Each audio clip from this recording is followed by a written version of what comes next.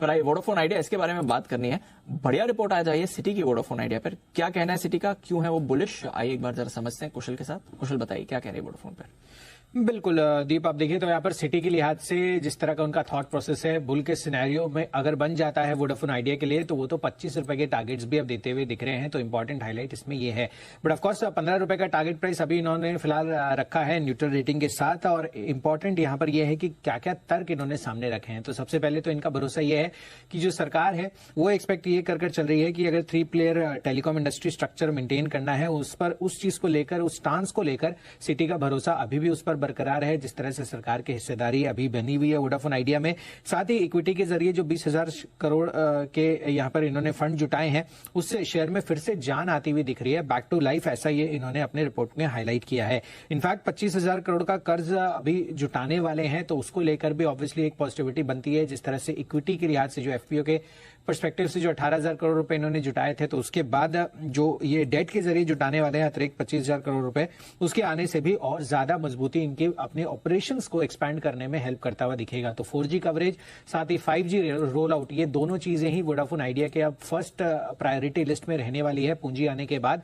And ये competition से भी कहीं ना कहीं एक वॉर चेस्ट जो ये जमा करेंगे उसकी वजह से लड़ सकते हैं। इनफैक्ट यहाँ पर टैरिफ में बढ़त और सब्सक्राइबर्स में गिरावट, इन दोनों चीजों पर जो है इसको रोकने पर आपको फोकस करना होगा। तो टैरिफ में जो बढ़त है, एक्सपेक्ट ये कर चल रहे हैं, अगर बुल के सिनेरियो होता है 25 रुपए के टारगेट्स के हिसाब से, ये सोच रहे हैं इसमें कि अगर टैरिफ बढ़ना चाहिए तो कितना बढ़ना चाहिए। FY28 तक इनकी एक्सपेक्टेशंस ये है, अगर बुल के सिनेरियो होता है तो 250 रुपए तक का आरपू पहुंच सकता है। इनफैक्ट तीसरे तिमाही में हम देख रहे थे तो 145 रुपए का आरपू वोडाफोन आइडिया ने दिया था।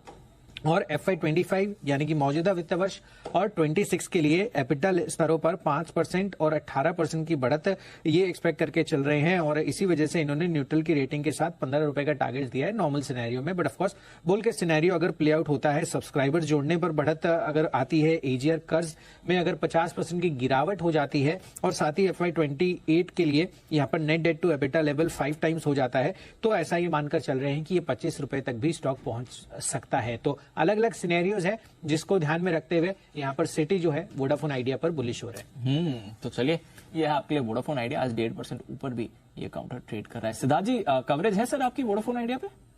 जी दीप, कवरेज है, और जो हाल के जो डेवलपमेंट्स हैं वो डेफिनेटली पॉजिटिव हैं। जो फंड रेज है, जो कंपनी अपने केपेक्स को कर नहीं पा रही थी 4G में, और स्पेशली जो 5G डिप्लॉयमेंट में, आप अगर देखिए तो भारती का 5G डिप्लॉयमेंट कंप्लीट हो गया है, और अब वो टैरिफ हाइक्स की बात कर रहे हैं। यही वोडाफोन को अब 4G में केपेक्स करना है, 5G डिप्लॉयमेंट स्टार्ट करना है, तो ये बहुत जरूरी जो फंड रेज था वो डेफिनेटली अगले 2 साल के केपेक्स के लिए बहुत जरूरी था।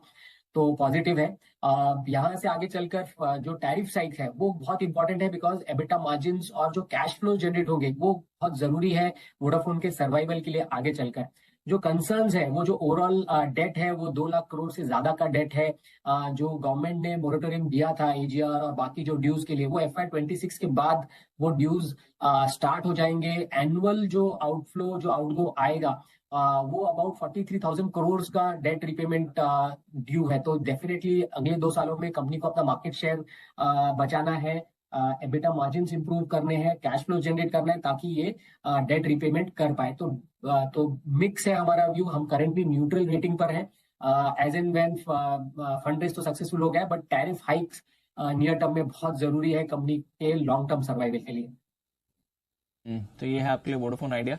कुछ कदम तो इन्होंने सही उठाए हैं, अब देखते हैं आगे इस पर अमल कर पाते कि